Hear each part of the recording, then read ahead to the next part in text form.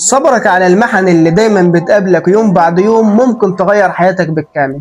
تخيل انك فقير، الدنيا كلها صعوبات، كل يوم في تحدي جديد وكل يوم امتحان جديد انت بتواجهه، لكن في نفس الوقت عندك إرادة وعندك قوة وعندك حلم لسه انت متمسك بيه.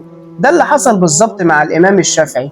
الإمام الشافعي رغم انه كان فقير، ورغم انه دايما كان بيبات جعان، ورغم الألم ورغم كل الصعوبات اللي اتعرض ليها، لكن في نفس الوقت كان واثق إن ربنا سبحانه وتعالى شايف كل شيء.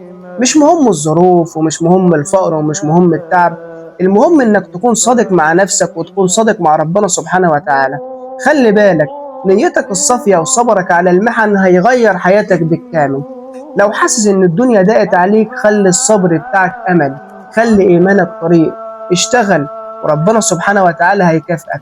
علشان كده لازم تعرف إن صبرك على المحن اللي أنت بتمر بها دي ممكن يغير حياتك بالكامل.